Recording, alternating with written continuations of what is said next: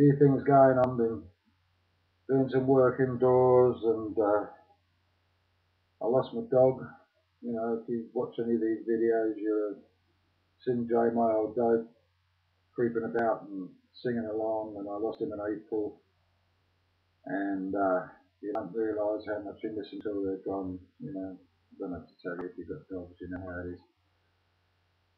But anyway, it seems very strange sitting here without him walking around in the background and singing along. But anyway, I've now got a bit of time perhaps to get back and do some videos. But a little while ago I was doing a gig with a band and they wanted to play a number in B flat and I didn't have any flat harp. And I wasn't going to go and spend money on one for a one-off gig. I know you sound tight get, but you know, it's how often am I going to play an E flat harp? But anyway, I had a look through what I've got. I mean, I must have, no exaggeration, about 150 harmonicas sitting around here, various states of repair.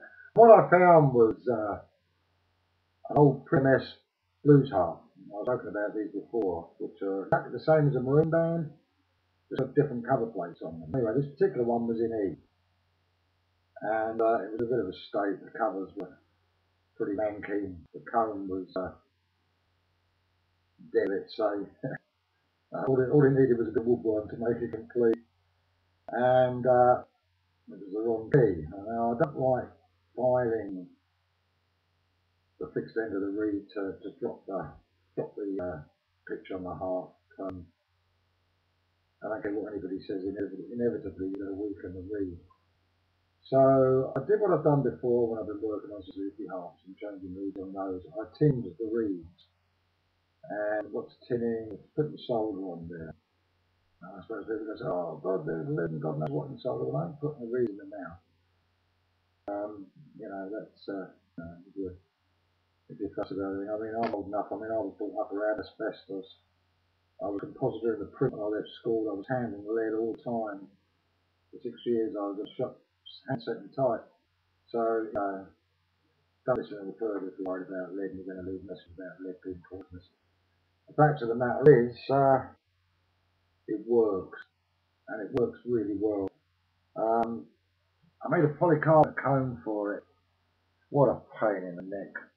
I mean, if you've got a CNC cutter, you're laughing. But cutting these by hand is no joke, believe you. It's a pain.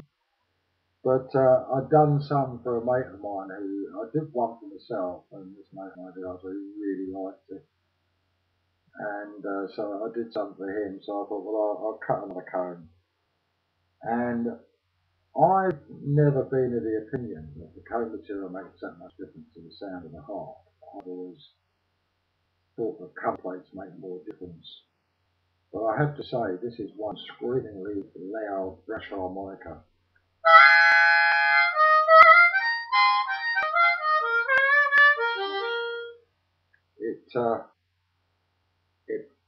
It is a whizzy sod, and letting tinning the reeds doesn't seem to make any difference at all to the response of the notes. I don't have the usual 3 bolts across the back, 2 down, 1 down 3 times 3, and 1 3 times 7.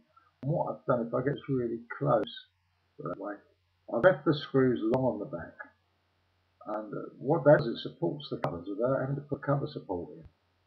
Because again, I do a lot of harps where it crushes the hair out of the harps. They come in and the cover plate's almost on the reed plate. But this, I mean, they're solid. They're not going to go anywhere. And all it took was just to leave the screws long instead of cutting them down.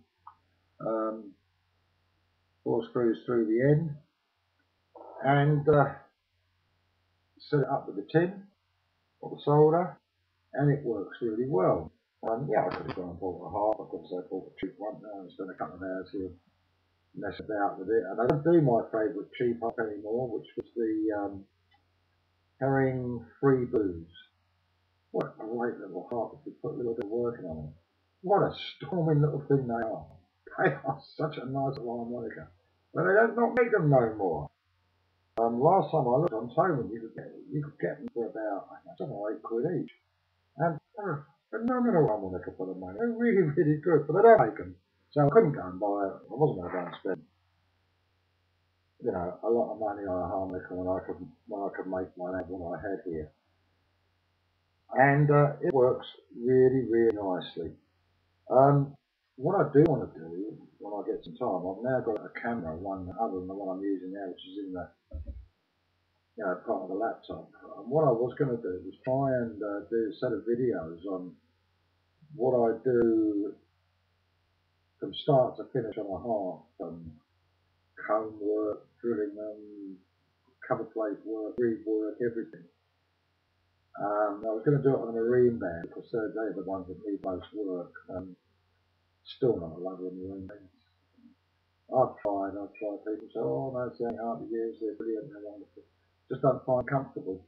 I'd much sooner have a special 20, although the one I really like is the old type Pro Harp, pre-MS Pro Harp.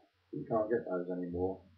They should play exactly the same as a special 20 because as far as I can see, the only difference is the covers.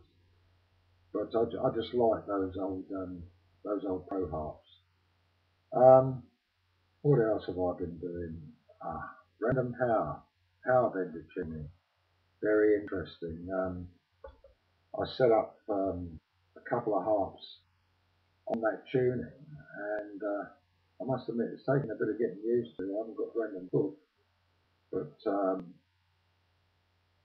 I've been trying stuff with melodies. Soul Serenade is something I've been working out on. And the nice thing with the power bender is a lot of blow notes on the melody on the Richter's tune one.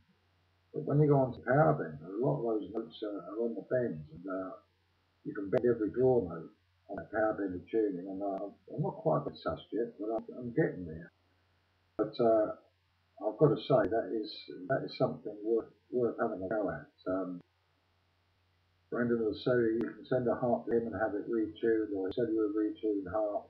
And I'm going to take my hat off to Brendan Perry and try and keep the tune a secret. He published what the tuning was, and I'm very grateful to him for that because all I had to do was look at the tuning and then work out how to do it all. Not difficult to do. You end up swapping a couple of blow reeds for draw reeds and things like that. But it's an interesting tuning, and I think I'm probably putting